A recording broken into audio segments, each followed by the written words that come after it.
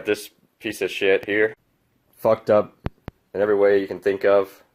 The lights randomly flicker and beep, and it just makes a whole bunch of noise. And freaking here in the living room, the thing just randomly goes on fits of beeping and noise making, which is annoying. But now, this thing's actually a fire hazard because it just runs. Unless you leave the door open, it just cuts on. And it'll never stop running. There's no lights. There's no, like, here's the start button. I mean, pause, cancel. It doesn't, nothing works. For the longest time, beating on it did help, like, you know, little percussive maintenance. But now, nothing works. Trying to cancel it right now, hitting the cancel button. Yeah, beating it hard, and that's not working. So, it's time to make this thing useful. It's going to be retired as a dryer and repurposed into something better. Stay tuned.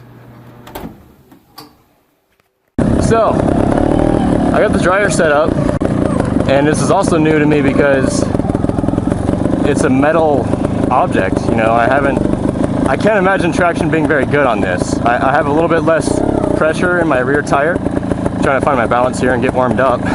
But, you know, I mean, the indoor event, trials events, those guys are doing third gear splatters up 6-foot metal dumpsters with no kickers. But I've never done anything like that, obviously. And so this is new to me. Don't know how the metal is going to feel.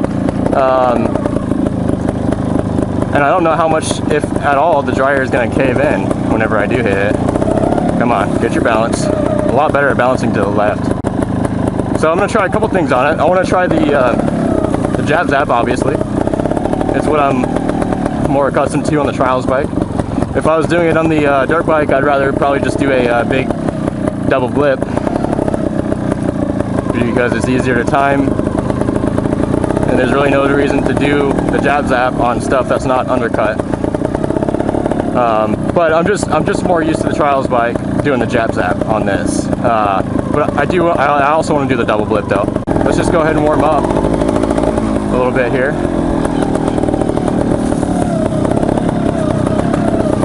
Let's see, start on the log here.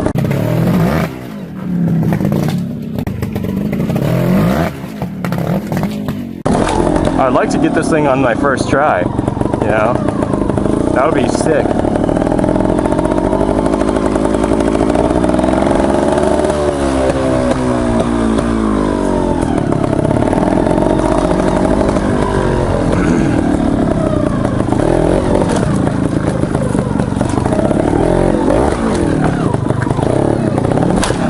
Alright, this time I'm going to come in with the engine revving a little bit. Oh, hold on. I almost forgot.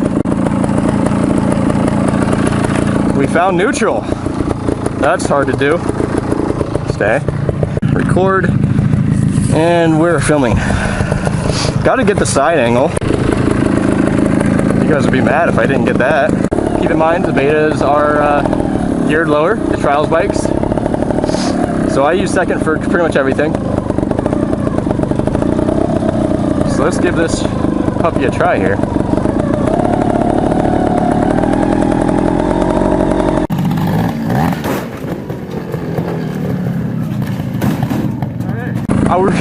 I really was not expecting it to topple over.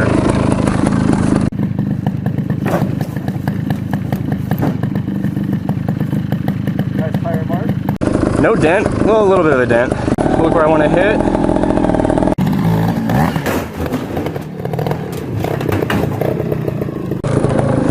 Well, I got it. It wasn't not clean. That thing is just so freaking wobbly. I really should secure it, but if I, you know what, let's grab this, because it's worse on this side.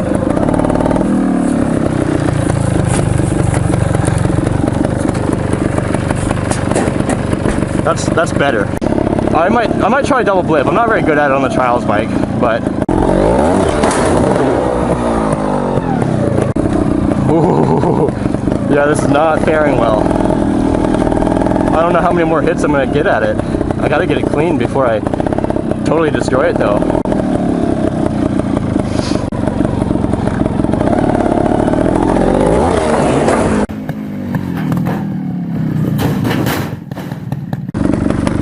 I think we're just gonna have to try the splatter.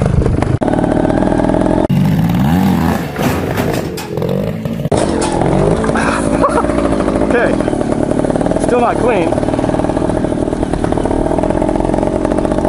but got up and over it. Better than with the jab zab, that's for sure. My kicker has failed, no surprise. Set that up. Kind of a steep kicker, but hey, I've only ever done splatters in one session, a practice session back here. So this is new to me. Pretty new anyway.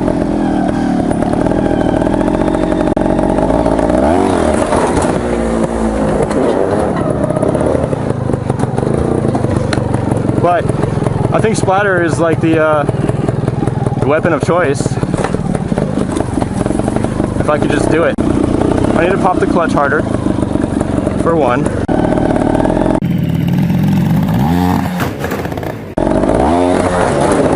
Oh yeah, no foot down, no foot down. Yes! How well the front window is gonna hold up to a splatter. This is a very scientific and practical test. When you don't have a very big backyard to do practice in, this is what you do when you get bored. You make bullshit up and destroy your appliances. Alright, here we go. Second gear splatter.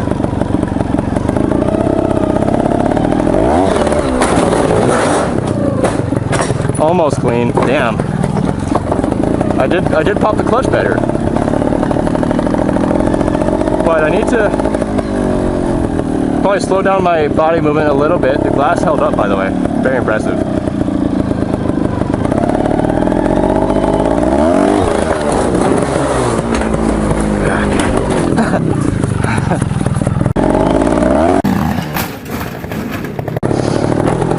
The window did not survive.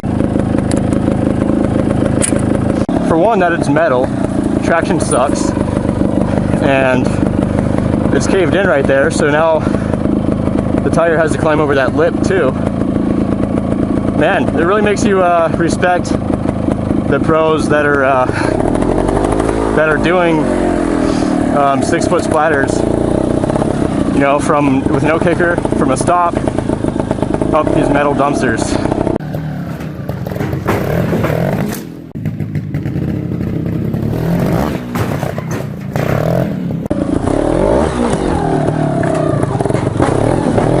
All right.